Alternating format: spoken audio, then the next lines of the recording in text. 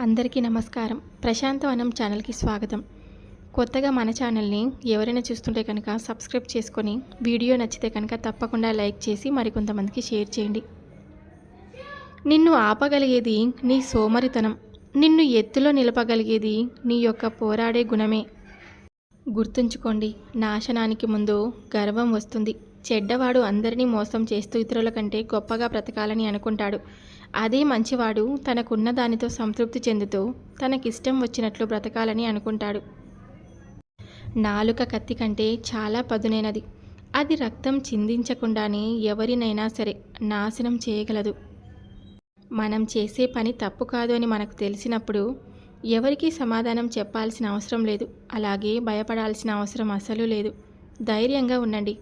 మనం చేసే పని తప్పు కాదు అని మనకు ఎప్పుడు కూడా అనిపించిన వెంటనే ఒక్కసారి మీరు దీర్ఘశ్వాస తీసుకొని దాని గురించి ఆలోచించండి. మనం మాట్లాడే పెదాలు అబద్ధం చెప్పవచ్చు, కానీ ప్రవర్తన మాత్రం ఎప్పటికీ అబద్ధం చెప్పదు. ప్రేమతో చేరదీస్తే క్రూర మృగాలు కూడా ప్రేమను చూపిస్తాయి, కానీ కొన్ని బంధాలకి మాత్రం ఎంత ప్రేమ చూపించినా బాధని మిగులుస్తాయి.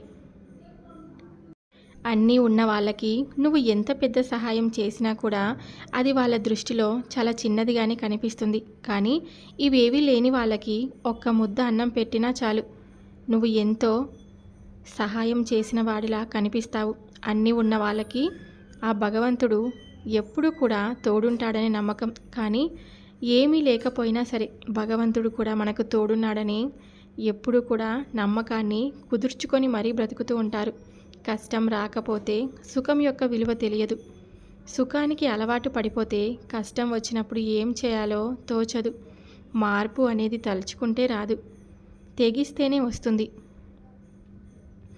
ఆనందం అంటే డబ్బు ఆస్తులు సంపాదించడం కాదు, మనల్ని ప్రతిరోజు గుర్తుపెట్టుకొని ప్రేమగా పలకరించే మనుషులను సంపాదించుకోవడం.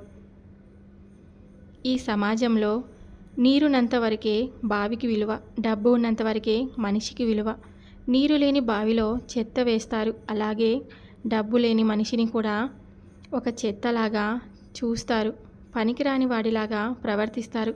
బోలెడు అనుభవాలతో కూడిన పుస్తకాలు ఇచ్చినా చూసి కూడా రాయలేని పరీక్ష జీవితం అంటే గుర్తుంచుకో. నీ అనుభవమే సమాధానం. కులం లేనిది, మతం లేనిది, అలాగే హోదా లేనిది బంధుత్వం కంటే కూడా గొప్పది. అందరికంటే విలువైనది ఏదైనా ఉంది అంటే అది స్నేహం ఒకటే కాదంటారా? నీ కష్టాలకు అలాగే నీ బాధలకు గజ్జెలు కట్టి అందరికీ వినిపించకు. ఇక్కడ వినేవారి కంటే నవ్వేవారే ఎక్కువ.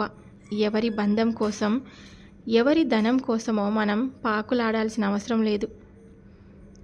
అలాగే మన గుణం బాగుంటే అవి మన దగ్గరకు వస్తాయి. అర్థమైందనుకుంటా. ఎప్పుడైతే నువ్వు ఎదుటివారి గురించి ఆలోచించి నీ సమయాన్ని వృధా చేసుకుంటున్నావో అప్పుడు నువ్వు నీ ఎదుగుదలకు ఉపయోగపడే అత్యంత ముఖ్యమైన క్షణాలను కోల్పోతున్నావని గుర్తుంచుకో. నిన్ను ఈరోజు చులకనగా చూసేవారు రేపు నీ వైపు చూడాలన్నా, భయపడాలి అన్నా దెబ్బ తగలకూడదు, గాయం కనిపించకూడదు, నొప్పి మాత్రం గట్టిగా కొట్టాలి. అది కేవలం నీ యొక్క విజయం వలనే వాళ్ళకు సమాధానం అనేది దొరుకుతుంది. చులకనగా చూసిన వారికి చురుకుమనేలా ఎదగాలి, అంతేకాని పగ ప్రతీకారాలతో సమయాన్ని వృధా చేసుకోకూడదు. నీ యొక్క బాధని బలంగా చేసుకొని భవిష్యత్తుని బాధగా నిర్మించుకో, బాధ్యతగా నిర్మించుకో. నిన్ను ఈరోజు చులకనగా చూసేవారు ఎప్పుడు కూడా నువ్వు ఉన్నతంగా కనిపించిన వెంటనే నీకు వంగి మరీ నమస్కారం చేస్తారు. చాలామంది మాటలేమో తేనె కన్నా తీయగా మాట్లాడతారు, కానీ మనస్సు నిండా కుళ్ళు కుతంత్రాలు, చెప్పేవేమో నీతులు, మన వెనకాలేమో గోతులు తీస్తారు. ఇదే నేటి సమాజం. అందరిలా ఎప్పుడు ఉండకు, అందరి మాట ఎప్పుడు వినకు, ఎప్పుడు ఒకరికి బానిస కాకు. నీకు నచ్చింది నువ్వు చేయి, నీకు నచ్చినట్టు నువ్వు బ్రతుకు. ఒకరిని అనుసరించడం అంటే నిన్ను నువ్వు కోల్పోవడమే అని గుర్తుపెట్టుకో. మనం చేసే పనిలో నిజాయితీ, మనం మాట్లాడే మాటల్లో నిజం ఉన్నంత వరకు ఎదుటివారు ఎంత పెద్ద మనిషి అయినా సరే భయపడాల్సిన అవసరం లేదు. ధైర్యంగా ఉండండి. నిన్నటి రోజు కష్టంగా ఉండొచ్చు, అలాగే ఈ రోజు కూడా కష్టంగానే ఉండొచ్చు, కానీ రేపటి రోజు మాత్రం ఖచ్చితంగా ఆనందంగా, అందంగా ఉంటుంది. కాస్త ఓపికగా భరించిన నీ ఆత్మవిశ్వాసాన్ని ఎప్పుడూ నువ్వు కోల్పోవద్దు. ప్రతి మనిషికి భగవంతుడు మారడానికి ఒక అవకాశం ఇస్తాడు. మనం మారడానికి అవకాశం రావడం ముఖ్యం కాదు, కానీ దాన్ని గుర్తించడం మాత్రం చాలా ముఖ్యం. అప్పుడప్పుడు వ్యతిరేకంగానే మాట్లాడాలి. కొంతమంది నిజ స్వరూపాలు బయటపడతాయి. ప్రతి మనిషికి మనం అన్న విషయాల్లో అర్హతలు, అంతస్తులు చూస్తాం, కానీ ఒక్క స్నేహం విషయంలో మాత్రం మనసు మాత్రమే చూస్తాం. అదే స్నేహం యొక్క గొప్ప పేరు. ఎప్పుడైనా సరే ఇతరులను బాధ పెట్టకూడదు. ఇతరులను బాధ పెట్టాల్సి వచ్చినప్పుడు ఒక్కసారి మనం ఆలోచించాలి, ఆ మాటను మనం వెనక్కి తీసుకోలేం కదా అని. జీవితం అంటే ప్రాణం ఉన్నప్పుడు బ్రతికేది కాదు, ప్రాణం పోయిన తర్వాత కూడా బ్రతకగలిగేది. సన్మానం పొందడంలో గొప్పతనం లేదు, దానిని పొందడానికి నీకున్న అర్హతలోనే గొప్పతనం ఉంటుంది.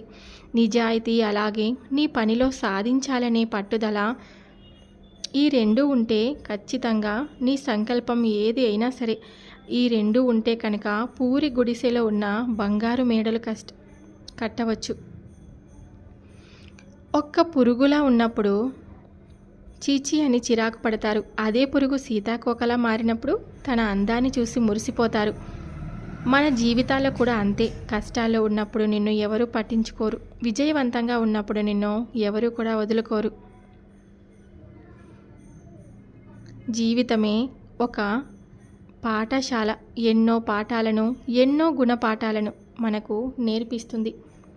ఎప్పుడు కూడా తొందరపాటితో నిర్ణయాలు తీసుకోవద్దు. ఎందుకంటే నువ్వు అందనంత దూరం వెళ్ళిన తర్వాత మెల్లమెల్లగా ఒక్కొక్కటిగా అన్నీ అర్థమవుతూ ఉంటాయి. అప్పుడు అర్థమైనా కూడా తిరిగి రాలేని పరిస్థితి ఉంటుంది.